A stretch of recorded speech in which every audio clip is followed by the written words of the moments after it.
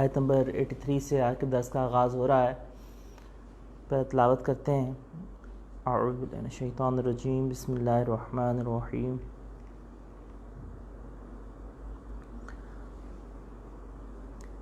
وما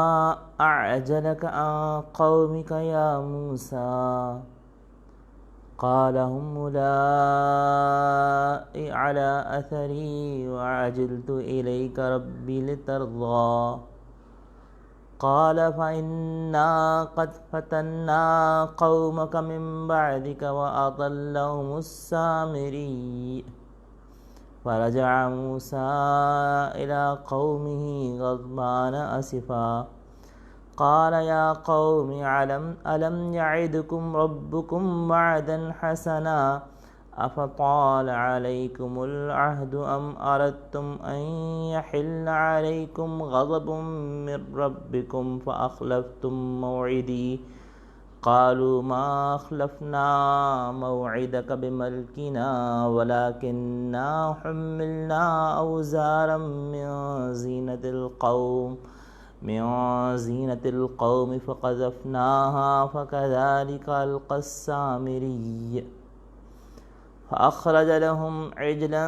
جسدا له خوار فقالوا هذا إلهكم وإله موسى فنسي أفلا يرون ألا يرجع إليهم قولا ولا يملك لهم ضرا ولا نفعا. صدق اللہ العظیم.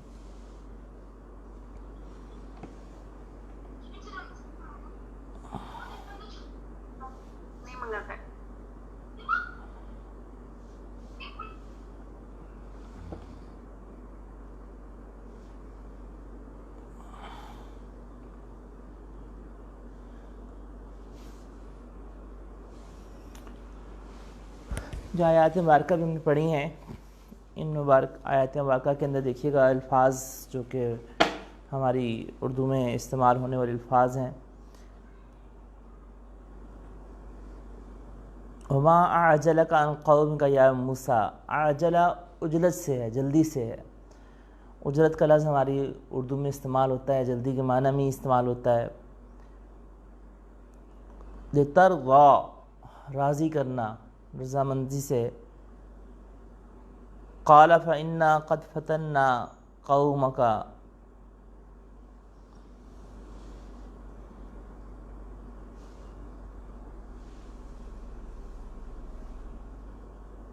فتنا آزمائش کو کہتے ہیں، فتنہ آزمائش کو کہتے ہیں. ہمارے اردو میں فتنہ اور معنی میں استعمال ہوتا ہے، عربی زبان میں فتنہ یعنی اردو میں فتنے کا لفظ تو موجود ہے، لیکن اردو میں فتنے کا مطلب جو ہے وہ کچھ اور لیا جاتا ہے. عربی زبان میں فتنہ آزمائش کو کہتے ہیں.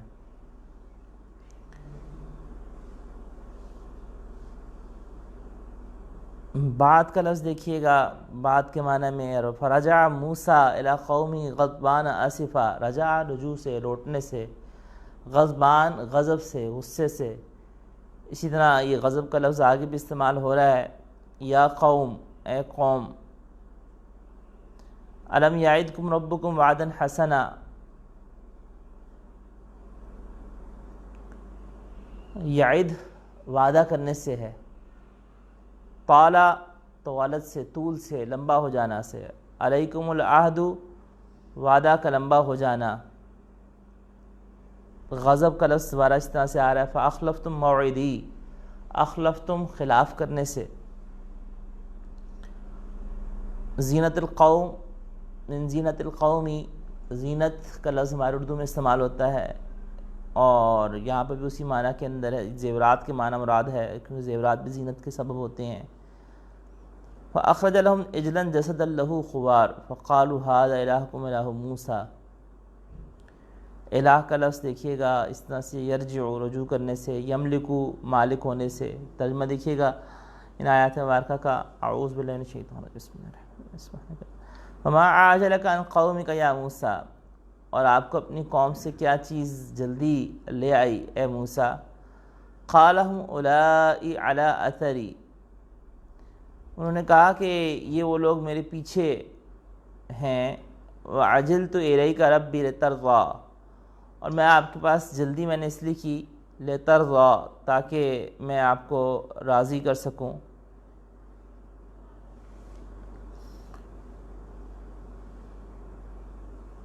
قال فإنا قد فتنا، اللہ جل شانہ نے ارشاد فرمایا کہ یقیناً ہم نے آپ کی قوم کو آپ کے پیچھے آزمائش مبتلا کیا. وَأَضَلَّهُمُ السَّامِرِي، اور سامری نے ان کو گمراہ کر دیا.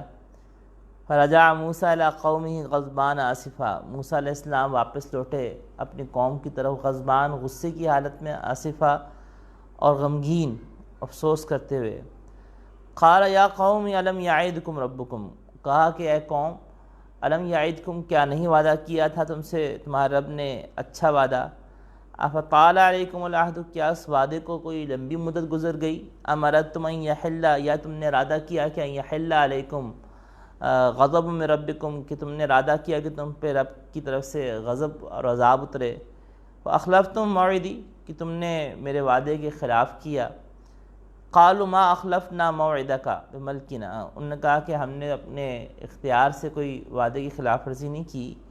ولکننا حملنا اوزارا، لیکن ہم نے ہم پر بوجھ ڈال دیا گیا تھا. من زینت القوم، قوم کی زینت سے. وقذفناها، ہم نے وہ پھینک دیے.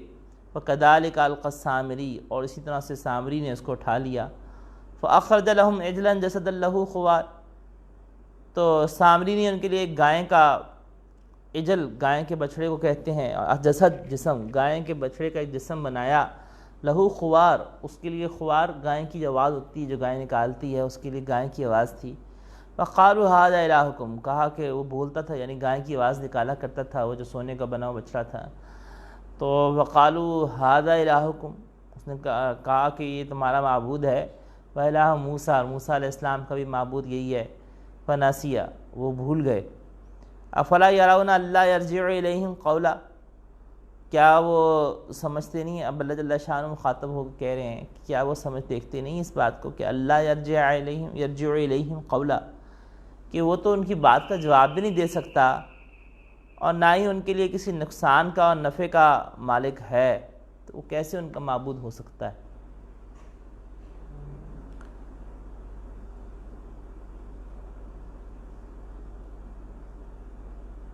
پیچھے سیاق و سباق اللہ جل شانہ نے بنی اسرائیل کو نجات دی فرعون سے. فرعون ڈوب گیا تھا، غرق ہو گیا. فرعون کی قوم بھی اس کے ساتھ ڈوب گئی، جو اتنے بھی لوگوں نے بنی اسرائیل کے اوپر ظلم ستم ڈھایا ہوا تھا، غلام بنایا ہوا تھا، اور اللہ جل شانہ کی ربوبیت کا انکار کرتے ہوئے خود نعوذ باللہ خدا بن کے الحمدللہ.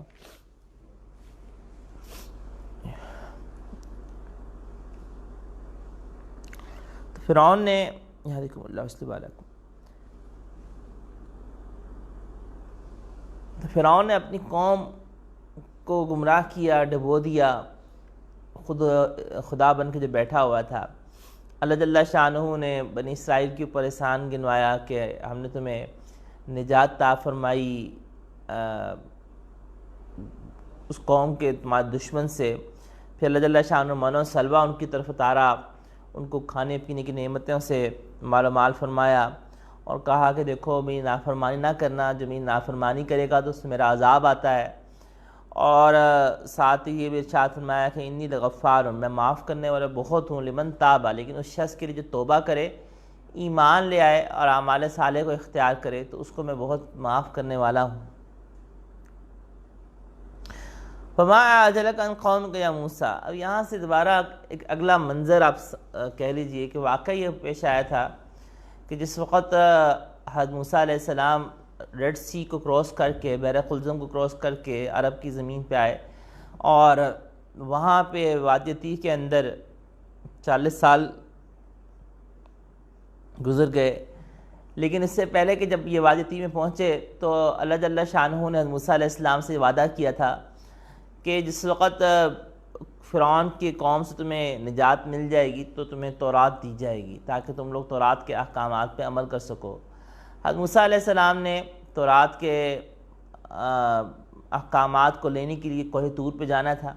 اور کوہ طور پہ جانے کے لیے انہوں نے 30 دن کا روزہ رکھا. 30 دن کا روزے کے بعد جو ہے وہ ان کو اپنے منہ سے بدبو بہت زیادہ محسوس ہوئی، اور 3 دن کا جو روزہ تھا 30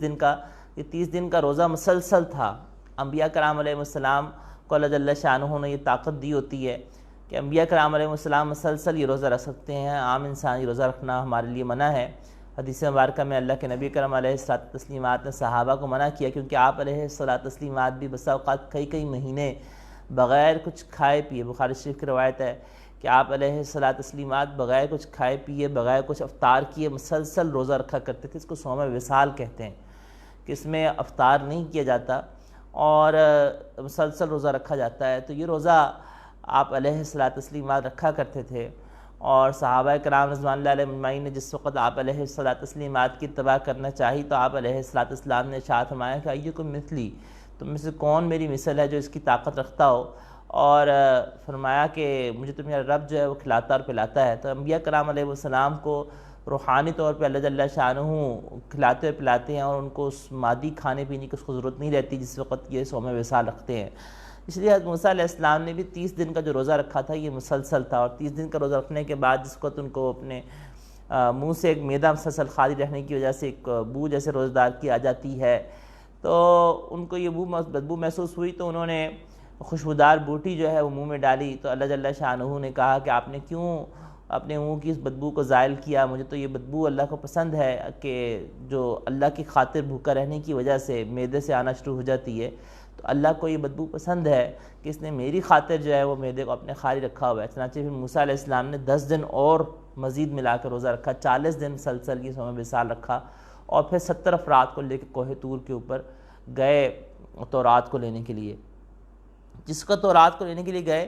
تو حضرت موسیٰ علیہ السلام نے اپنی قوم کو یہ کہا کہ قوم تم لوگ پیچھے پیچھے آتے جاؤ، اور تم لوگ آہستہ سے یعنی آہستہ رفتار سے چلو، اور میں تیز رفتاری سے چلتا ہوں، اور تیز رفتاری سے جا کے میں پہلے کوہ طور پہ چلا جاتا ہوں۔ اور کوہ طور پہ تیز رفتاری کی وجہ موسیٰ علیہ السلام کی کیا تھی کہ وہ شوق تھا ان کو کہ اچھا ہم تورات ملنی ہے، اللہ سے ہم کلامی ہوگی کوہ طور کے اوپر۔ اس شوق کی وجہ سے کہ اللہ سے ہم کلام ہونے کے شوق میں اور تورات کے ملنے کے شوق میں حضرت موسیٰ علیہ السلام نے جلدی کی، اور جس وقت جلدی کر کے کوہ طور کے اوپر پہنچے تو اللہ جل شانہ نے پوچھا کہ ما اعجلک عن قومک یا موسیٰ، کہ آپ کی قوم تو پیچھے آ رہی ہے، آپ کی جلدی آگے کس وجہ سے آپ نے جلدی کی؟ تو موسیٰ علیہ السلام نے کہا کہ میں نے جلدی اس لیے کی کہ آپ کو میں راضی کر سکوں، اور عجلت الیک ربی لترضی،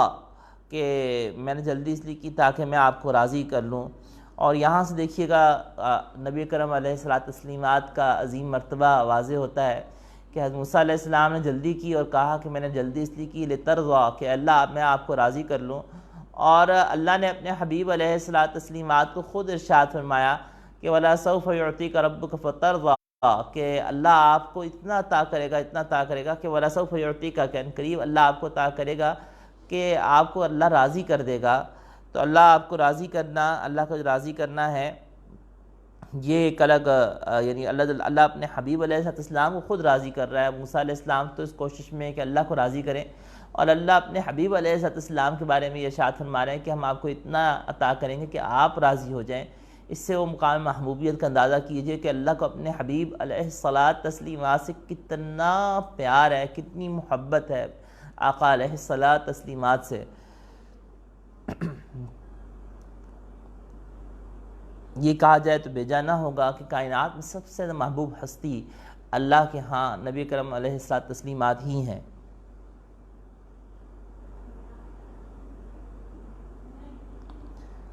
قالہم اولائی علی اثری،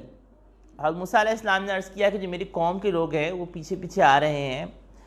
وَعَجِلْتُ إِلَيْكَ رَبِّي، اور میں جلدی اس لیے آیا تاکہ آپ کو راضی کر سکوں۔ اللہ جل شانہ نے ان کو فرمایا کہ قد فتنا قومک، ہم نے آپ کی قوم کو آزمائش میں مبتلا کر دیا کہ سامری نے ان کو گمراہ کر دیا۔ سامری کون تھا؟ اس کے بارے سے مختلف اقوال ہیں۔ راجح قول یہ ہے کہ یہ بنی اسرائیل کے اندر ایک قبیلہ تھا سامرہ، یہ اس کی طرف منسوب ہے۔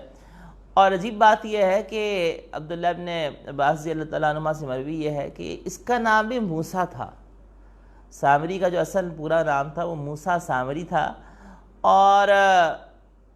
عجیب بات یہ ہے کہ جو سامری تھی اس کے پیدائش کے حوالے سے حضرت عبداللہ ابن عباس سعید بن جبیر رحمۃ اللہ علیہ سے مروی ہے کہ یہ جو سامری جو تھا یہ جس وقت پیدا ہوا یہ اسی سال پیدا ہوا کہ جس سال فرعون بچوں کو قتل کرنے کا سال تھا، جس نے بتایا تھا کہ ایک سال بچوں کو قتل کیا جاتا تھا، ایک سال نہیں قتل کیا جاتا تھا. تو سامری بھی اس سال پیدا ہوا تھا کہ جس سال بچوں کو قتل کیا جانا تھا. تو اس کی ماں نے گھبرا کے کہ یہ بچہ زندہ بچ جائے اور اپنے ہاتھوں سے اپنے سامنے قتل ہوتے نہیں دیکھ سکتی تھی، اس کی ماں نے اس کو غار میں جا کے ڈال آئی اور چھپا دیا. اللہ جل شانہ نے چونکہ ایک اللہ جل شانہ جس کو بچانا چاہیں اور اللہ جل شانہ کے ہاں جس کی زندگی منظور ہو اس کو کوئی ہلاک نہیں کر سکتا. اللہ جل شانہ نے جبرائیل امین کو حکم دیا کہ تم جاؤ اور جا کے اپنے ایک انگلی کے اوپر دودھ، ایک پہ شہد اور ایک پہ مکھن لگاؤ اور لگا کے جاؤ اس بچے کو چٹاؤ. تو حضرت جبرائیل امین آتے تھے اور آ کر اس بچے کو یہ چٹاتے تھے، اور چٹانے کے بعد یہ بچہ پھر بچ گیا. پھر اس کے بعد پلا بڑھا اور واپس اپنی قوم میں اس کی ماں اس کو لے کر آئے گی. کچھ عرصے بعد جب دیکھا کہ بچہ تو زندہ بچہ ہوا ہے، تو اللہ جل شانہ نے اس کے اوپر آپ اندازہ کیجئے کہ دیکھیں حضرت موسیٰ علیہ السلام فرعون کے محل میں پرورش ہوئی، فرعون کے محل میں پرورش ہوئی، مگر ان کی فطرت نیک تھی. پرورش کرنے والا فرعون تھا مگر فطرت نیک تھی، وہ اللہ نے ان کو نبوت کے لیے چن لیا. اور یہاں پہ یہ جو سامری تھا اس کی فطرت نیک نہیں تھی، یہاں پہ پرورش کرنے والے جبرائیل امین تھے، لیکن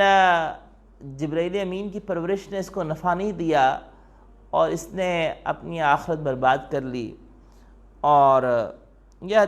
موسیٰ علیہ السلام پہ ایمان لے آیا ہوا تھا. اور واقعہ یہ ہوا کہ جس وقت بنی اسرائیل نکلنے لگے تھے تو چونکہ رات کے وقت سفر کرنا تھا قوم نے اور فرعونیوں کو نہ پتہ چلے، تو بنی اسرائیل کے لوگوں نے کیا کیا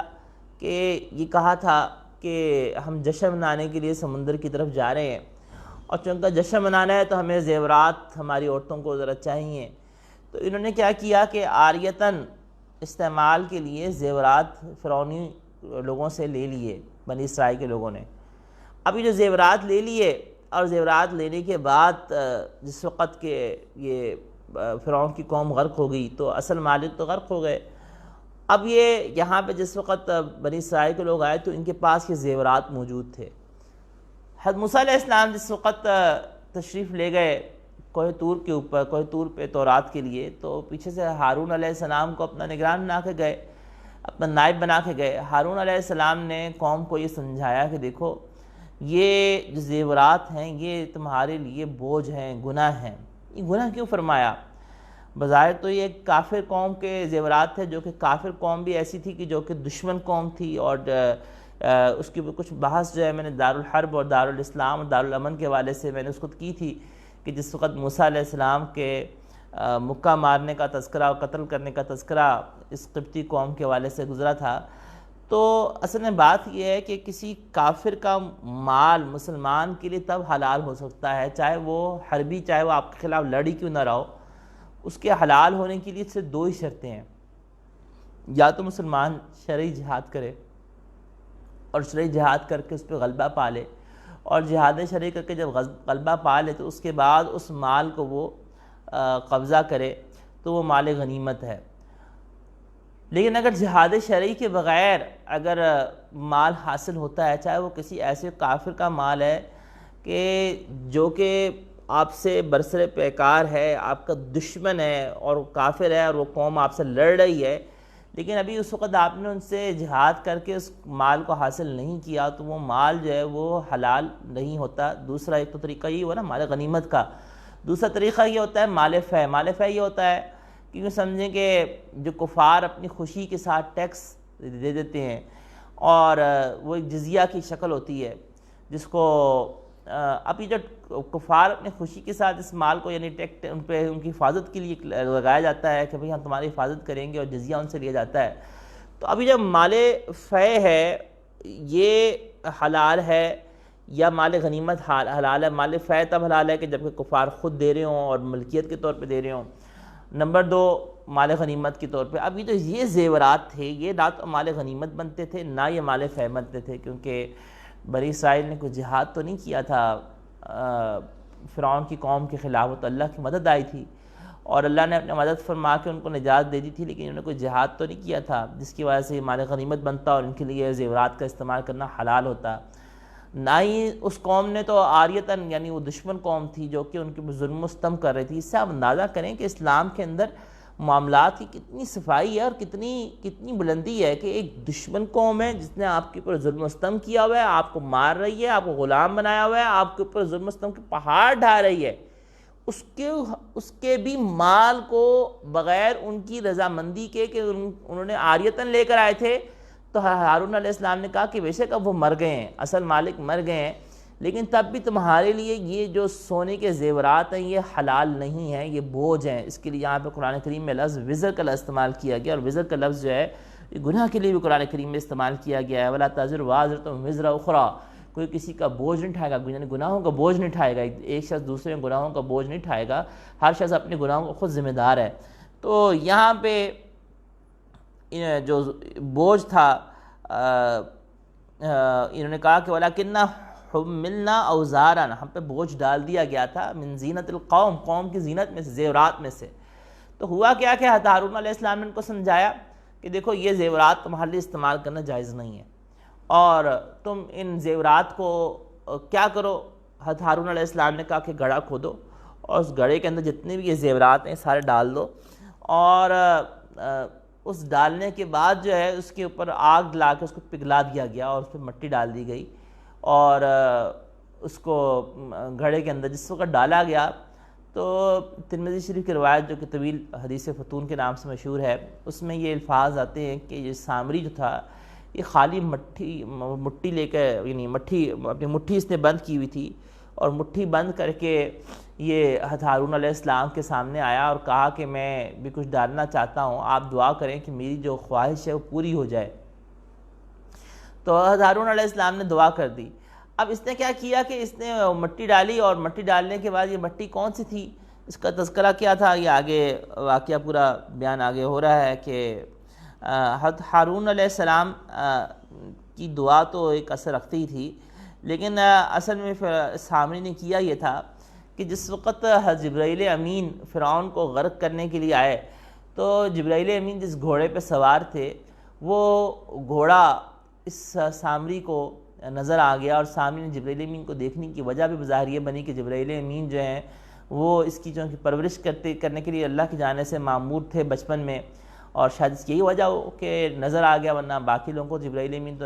فرشتے نظر نہیں آتے۔ بہرحال اس نے اس گھوڑے کو دیکھا، اور اس نے اس گھوڑے کو دیکھا یہ، اور اس کا اثر یہ دیکھا کہ جہاں پہ اس گھوڑے کے پاؤں لگتے ہیں تو وہاں جو خشک زمین ہے وہ فوراً سبزہ اس میں نکل آتا ہے۔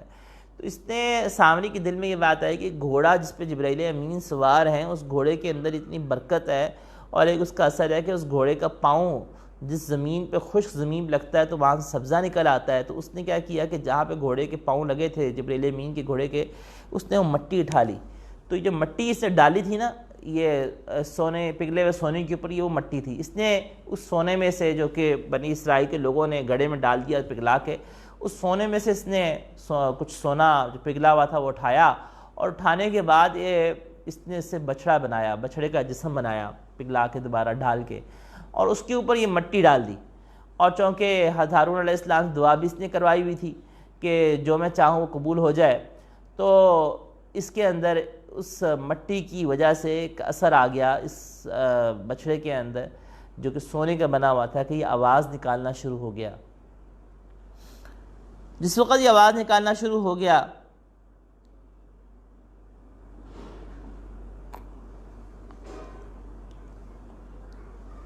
اس کا تذکرہ آگے آ رہا ہے کہ قال فما خطبک یا سامری، قال بصرت بما لم یبصروا، کہ میں نے وہ دیکھا جو کہ دوسرے لوگوں نے نہیں دیکھا، فقبضت قبضۃ من اثر الرسول، کہ میں نے فرشتے کے قدموں کے نشانات میں سے اٹھا لیا، فنبذتها، میں نے اس کو ڈال دیا، وکذلک سولت لی نفسی، اس طرح سے میرے نفس نے مجھے یہ بات سمجھائی۔ تو اس کا تذکرہ بھی اگلی آیت میں کل کے درس میں انشاءاللہ آئے گا۔ اس نے جس وقت یہ جسم کو بنا لیا اور اس میں سے آواز آنا شروع ہو گئی تو اس نے بنی اسرائیل کو کہا کہ اے بنی اسرائیل کے یہ موسیٰ علیہ السلام کے ہارون علیہ السلام کے اصل الہ تو یہ ہیں، اور وہ بھول کے دوسری طرف چلے گئے ہیں۔ اور بنی اسرائیل کے جو لوگ تھے ان کو بت پرستی فوراً کیوں چلے گئے؟ کیونکہ جس وقت سورہ بقرہ میں اس کا تذکرہ، دوسری قرآن کریم دوسرے مقام پہ تذکرہ آتا ہے کہ بنی اسرائیل جس وقت اس دریا سے عبور کر کے خشکی پہ پہنچے تو یہ قوم کے پاس سے گزرے جو کہ بتوں کو پوج رہی تھی، تو بنی اسرائیل نے موسیٰ علیہ السلام سے کہا کہ آپ ہمارے لیے کوئی ایسا ہی بت بنا دیں جس کی ہم عبادت کریں اور ہمیں نظر آ رہا ہو کہ یہ ہمارا خدا ہے۔ تو حضرت موسیٰ علیہ السلام نے ان ہؤلاء متبر ما ہم کہ فرمایا کہ یہ چیز ہے یہ تو باطل ہے اور بالکل بے اصل چیز ہے، اور یہ لوگ تو ایک بے اصل چیز کی عبادت کر رہے ہیں اور باطل چیز کی پرستش کر رہے ہیں، اور ان کو منع فرمایا۔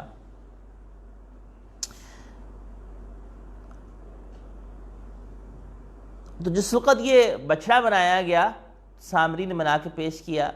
تو بنی اسرائیل کو بڑا اپیل کیا، بنی اسرائیل نے جو ہے نا اس کو کرنا شروع کر دیا، پوجنا شروع کر دیا۔ اب یہاں پہ حضرت موسیٰ علیہ السلام کی واپسی، پھر ہارون علیہ السلام سے پوچھنا کہ تم نے کیوں نہیں کیا، یہ تفصیل انشاءاللہ کل کے درس میں آئے گی۔ ہمارا ٹائم کا چونکہ رقم ایشو ہوتا ہے، گھنٹے کے اندر ہم نے اس کو مکمل کرنا ہوتا ہے، تو اگر ہم ڈیٹیل میں جاتے ہیں تو وہ انشاءاللہ کل کی ڈیٹیل جو ہے وہ کل انشاءاللہ اس پہ ہم گفتگو کریں گے کہ حضرت موسیٰ علیہ السلام کی واپسی پہ حضرت ہارون علیہ السلام کے سامنے جب یہ ہو رہا تھا، ہارون علیہ السلام نے کیوں ہونے یہ دیا، اور ہارون علیہ السلام کے پیش نظر کیا بات تھی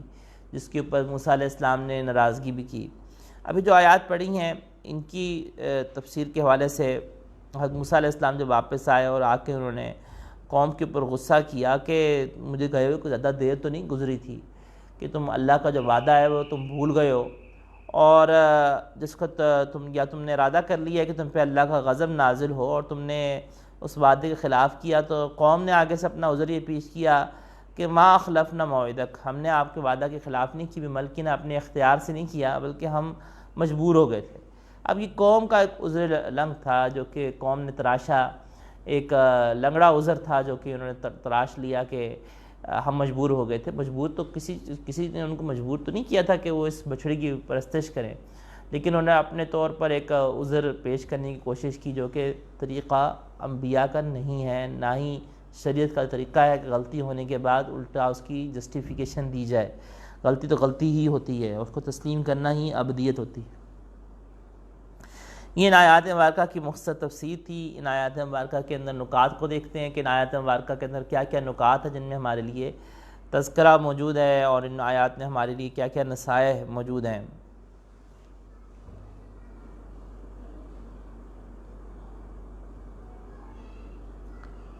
سب سے پہلے وَمَا عَاجَلَكَ عَنْ قَوْمِكَ يَا مُوسَىٰ،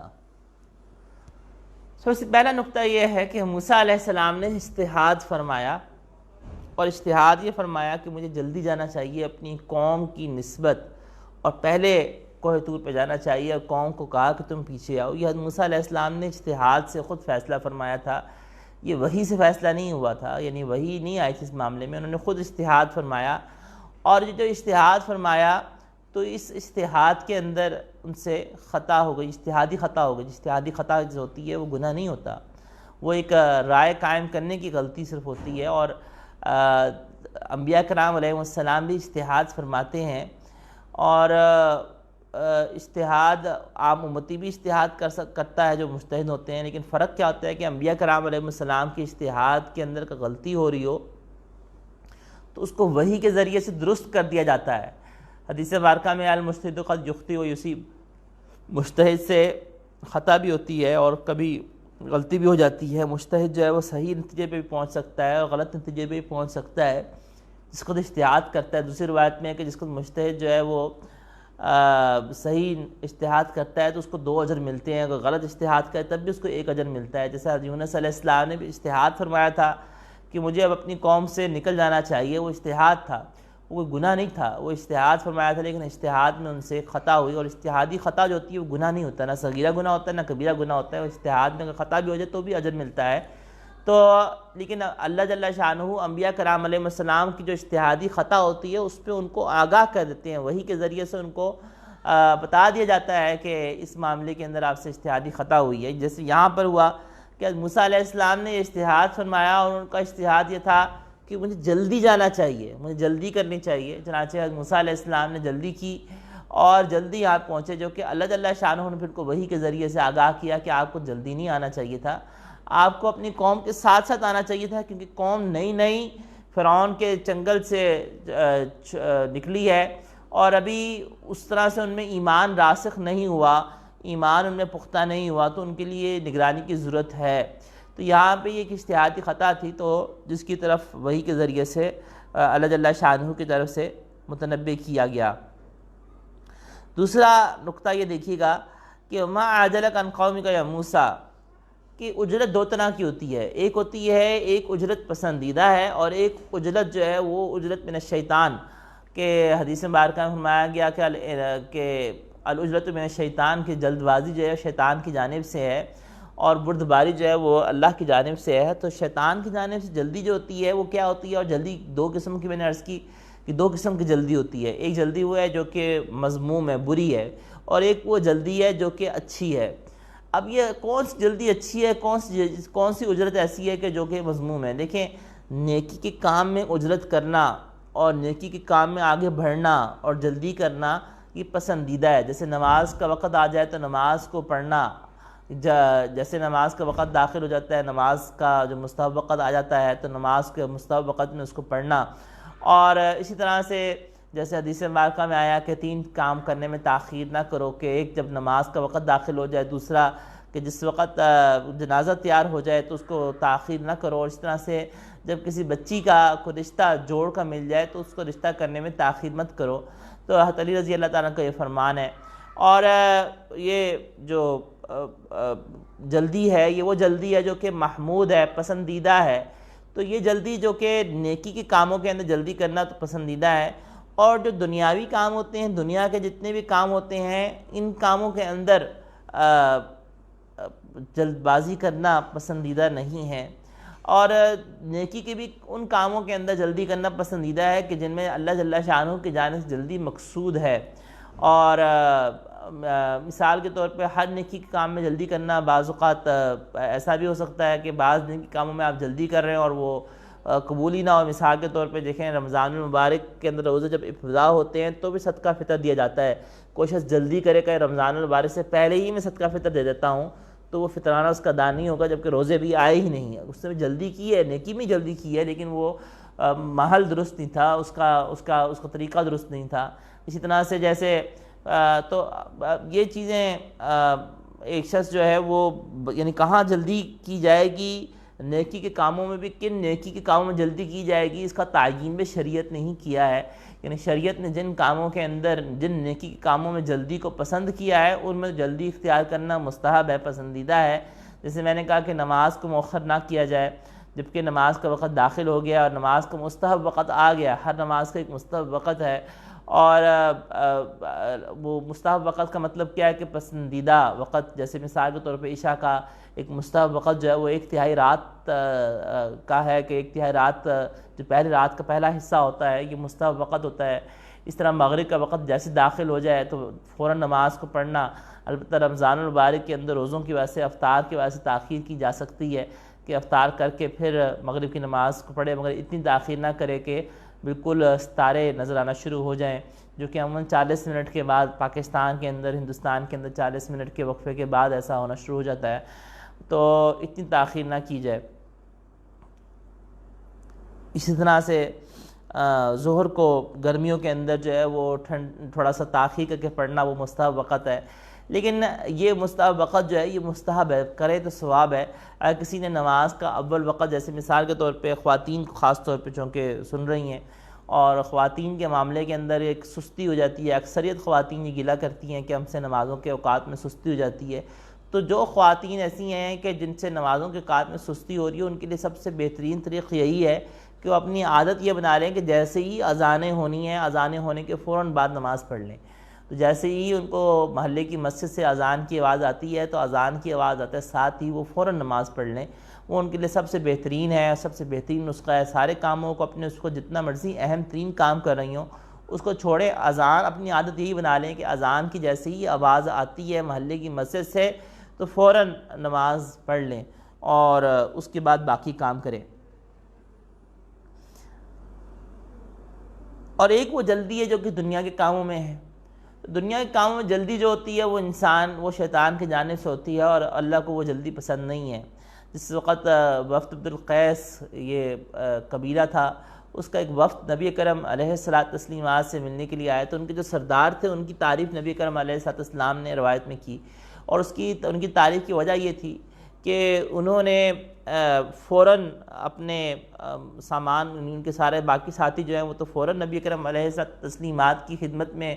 حاضری کے لیے گئے، اور انہوں نے تسلی سے اپنے سامان کو اتارا اور سامان کو اتار کے کپڑے تبدیل کیے، کپڑے تبدیل کر کے پھر یہ نبی کرم علیہ السلام کی خدمت میں آئے۔ تو آپ علیہ السلام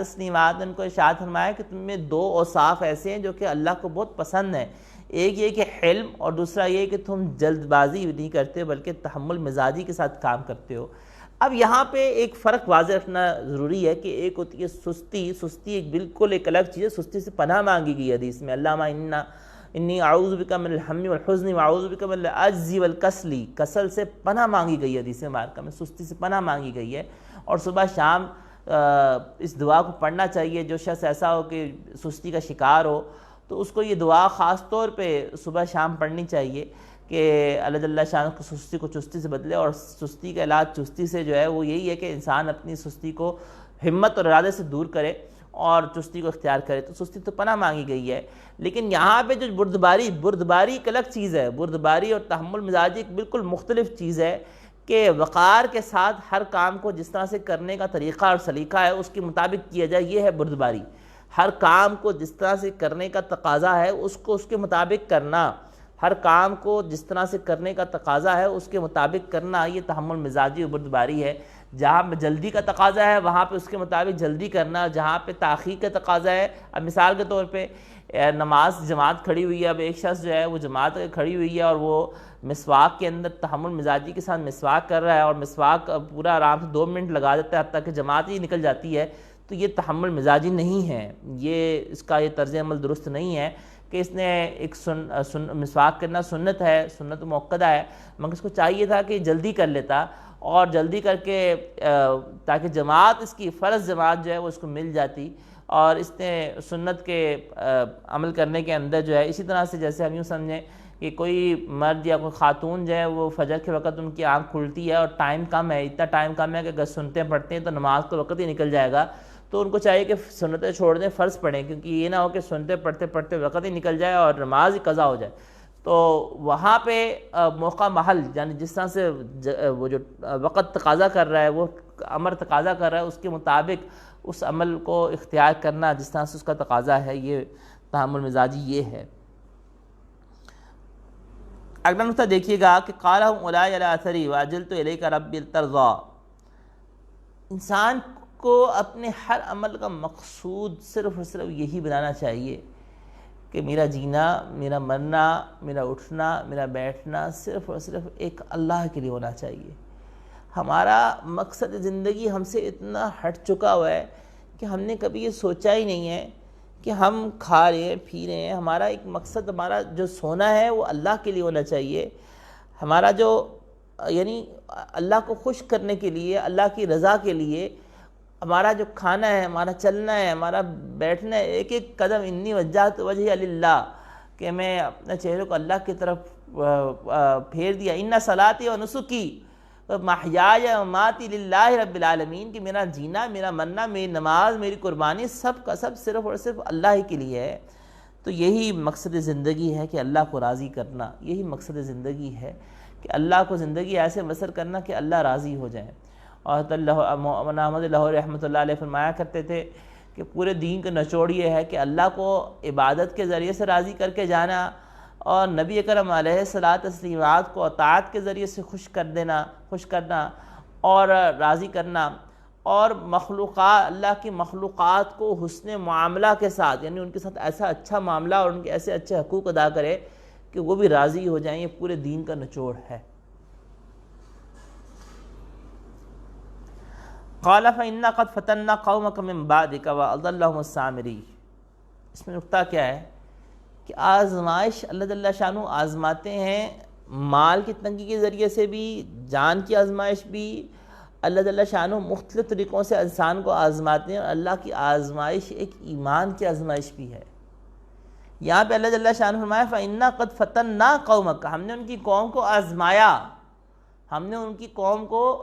موسیٰ علیہ السلام کی قوم بنی اسرائیل کو ہم نے آزمایا کہ ہم نے ان کے اوپر اتنا بڑا احسان کیا، ان کو من و سلوہ عطا کیے ہیں، ان کو ہم نے فرعون سے نجات دی ہے. تو اللہ جل شانہ کی جب نعمت آتی ہے تو نعمت تقاضا کرتی ہے، اللہ جل شانہ کسی کو نعمت دے کے آزماتے ہیں. تو اللہ جل شانہ ان کے ایمان کو ٹیسٹ کیا کہ ان کا ایمان کتنا ہے. کیا یہ ایک بچڑے کو دیکھ کے پھسل جاتے ہیں؟ کیا یہ ایک چھوٹی سی چیز کو دیکھ کر ایمان سے ہٹ جاتے ہیں، یا ایمان کے اوپر جمے رہتے ہیں؟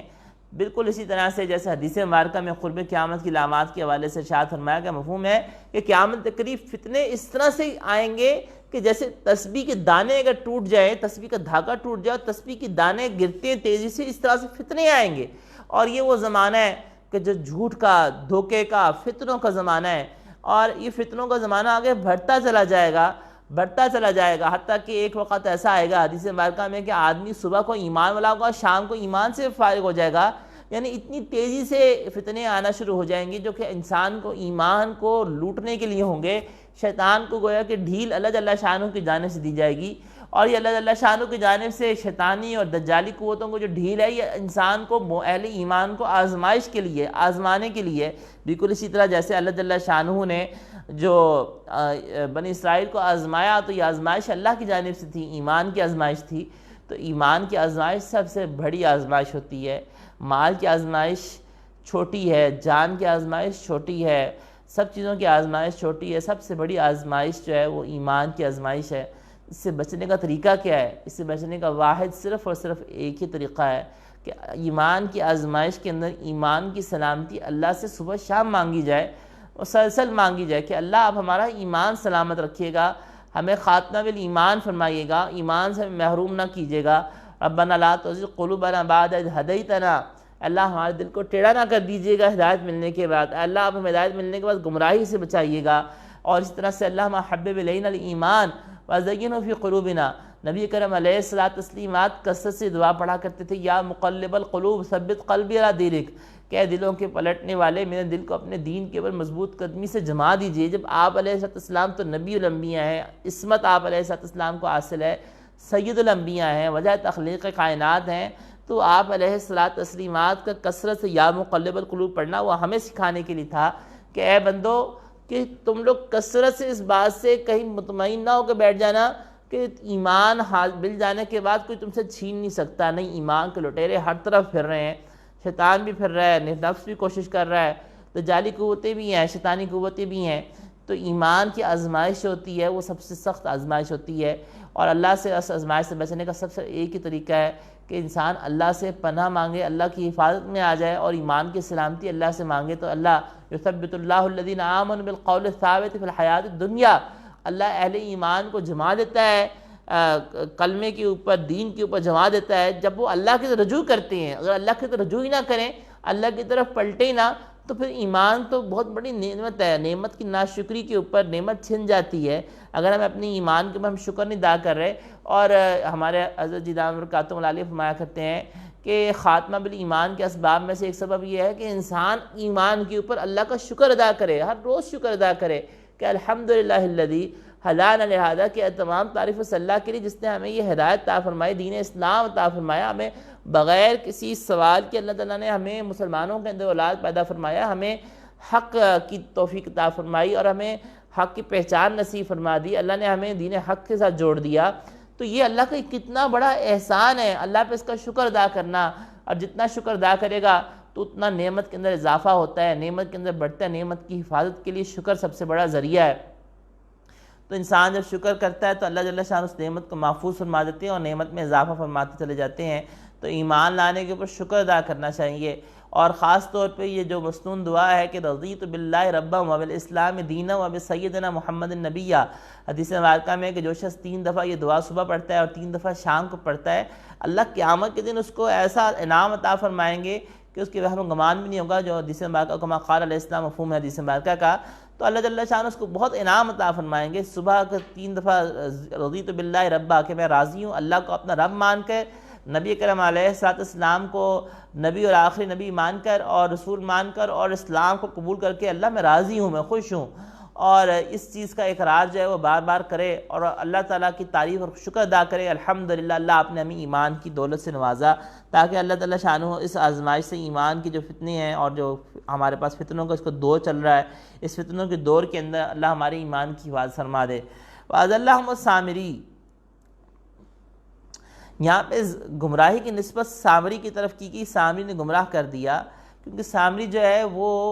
اللہ جل شانہ نے دیکھے دنیا کے اندر ہر انسان کو اختیار کی آزادی دی ہے۔ سامری کے پاس بھی دونوں اختیار تھے، سامری کو کوئی اللہ نے مجبور نہیں کیا تھا کہ تم بچڑا راضی بناؤ۔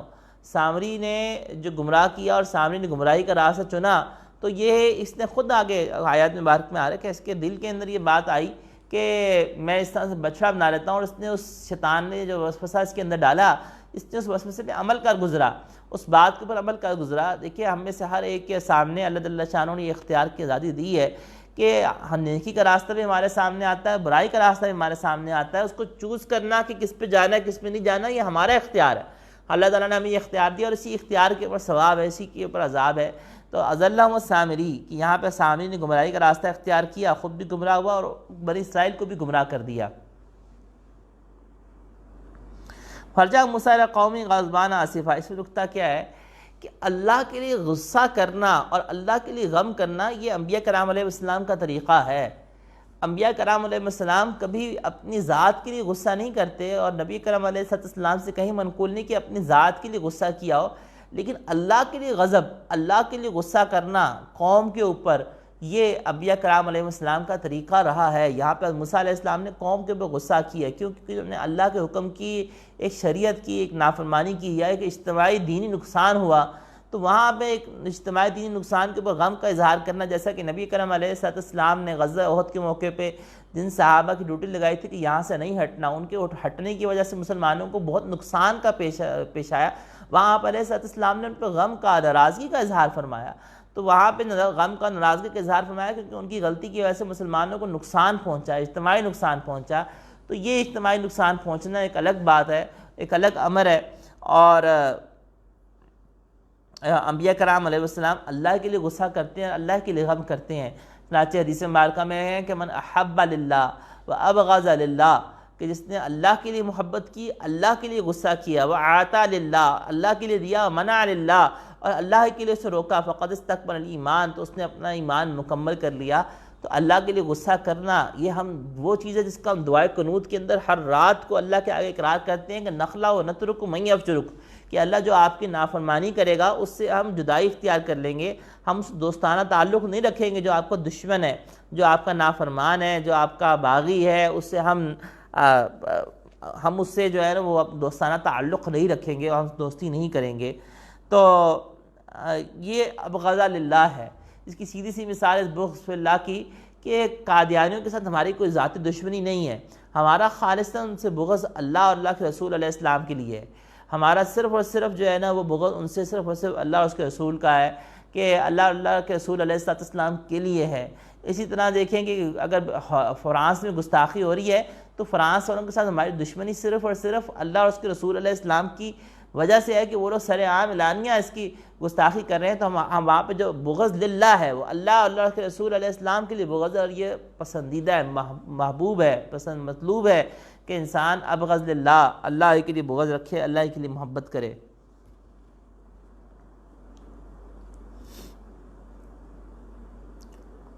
اگلا نقطہ دیکھیے گا،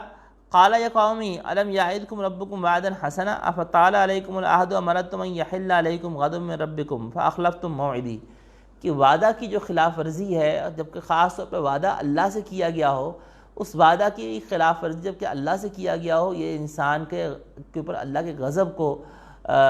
متوجہ کر دیتی ہے۔ اگر اللہ سے کسی چیز کا آپ نے وعدہ کیا ہے اور پھر آپ اس وعدے کو توڑ رہے ہیں تو آپ اس بات سے ڈریں کہ کہیں اللہ کا غضب نازل نہ ہو جائے۔ اگر کوئی کسی نے اللہ سے وعدہ کیا ہے کہ اللہ میں یہ کام نہیں کروں گا، چاہے وہ گناہ ہی ہے، چاہے جو گناہ تو ویسے بھی نہیں کرنا، اور اس نے اللہ سے وعدہ کیا تو اللہ کا اس سے ڈرنا چاہیے۔ لیکن گناہ تو ویسے ہی ایک نافرمانی کا کام ہے تو ویسے ہی نہیں کرنا، لیکن کسی کام کے اوپر وعدہ کیا ہے کہ اچھا جو کہ مباح قسم کا وعدہ تھا، مباح قسم کا کام تھا، تو اس کو توڑنے سے اس وعدے کو گریز کرنا چاہیے، اور وہ نظر کے حکم میں چلا جاتا ہے، جبکہ ہم نظر مان لیتے جیسے کسی کام کی کہ فلاں کام ہو گیا جو کہ حلال کام ہے، نیک کام ہے، اچھا جائز کام ہے، اور میں فلاں نیک کام کروں گا یا فلاں نیکی کروں گا، تو یہ اللہ سے ایک وعدہ ہوتا ہے، کمٹمنٹ ہوتی ہے جو کہ آپ اللہ سے کر رہے ہیں، اس کو فلفل کرنا چاہیے۔ اور اگر نہیں فلفل کرتے تو ظاہری بات ہے کہ اللہ کی ناراضگی کا سبب بن سکتا ہے، پھر استغفار کی جائے، اور اگر نظر گزر چکی ہوئی ہے، اس نے جیسے مثال کے طور پہ کسی نے کہا کہ اگر میں امتحان میں پاس ہو جاؤں گا تو میں اس جمعے کو روزہ رکھوں گا، پھر وہ جمعہ گزر گیا اور اسے روزہ نہیں رکھا، تو اب پھر قضا اس روزے کی آئے گی کہ اس روزے کی قضا کرے اور استغفار بھی کرے۔ اگلا نقطہ دیکھیے گا کہ وَلَكِنَّا حُمِّلْنَا أَوْزَارًا مِنْ زِینَةِ الْقَوْمِ، کہ ہم نے قوم کی زینت کے بوجھ اٹھایا، یعنی اس کو گناہ قرار دیا گیا ان زیورات کو۔ تو اس میں نقطہ کیا نکلا کہ ایک کافر کا جو کہ کافر دارالحرب میں رہ رہا ہو، اس کے جان مال کو بھی مسلمان کے لیے لینا اور نقصان پہنچانا جائز نہیں ہے۔ ایک کافر ملک جو کہ حربی ہو، جو کہ آپ سے لڑائی میں مصروف ہو، آپ کا دشمن ہو، اس کے جان مال کو اور اس کی چیزوں کو بھی نقصان پہنچانا یا اس کی کسی چیز کو قبضہ کر لینا کہ یہ غیر مسلم ہے، کافر ہے، چلو اس کی چیز کو اٹھا کے استعمال کر لو، وہ مسلمان کے لیے جائز نہیں ہے۔ اللہ جل شانہ نے یہاں پہ اس کے لیے وزر گناہ کا لفظ استعمال کیا ان زیورات کے لیے جن کو عاریتاً وہ بنی اسرائیل کے لوگ فرعونیوں سے لے کر آگے تھے، کہ ان کا مالک مر چکا ہوا تھا لیکن پھر بھی ان کو گناہ شمار کیا گیا، ان کو اجازت نہیں دی گئی بنی اسرائیل کو۔ اور قرآن کریم نے پچھلی قوموں کے اس واقعے کو بیان کر کے نفی نہیں کی، اور یہاں پہ اسی طرح دیکھیے گا کہ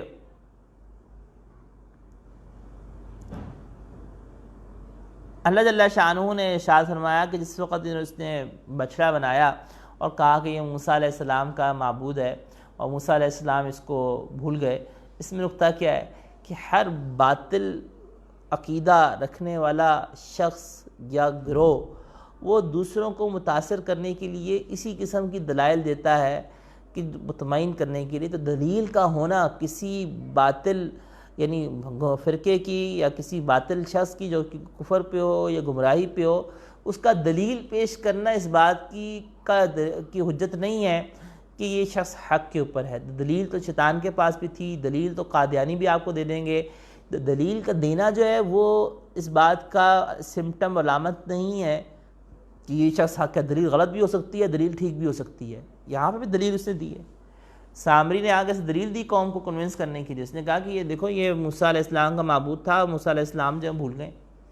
تو اس نے اپنی قوم کو کنونس کرنے کے لیے دلیل بھی دی، اور دلیل دینے کے بعد قوم کو گمراہ بھی کیا۔ تو محض دلیل کا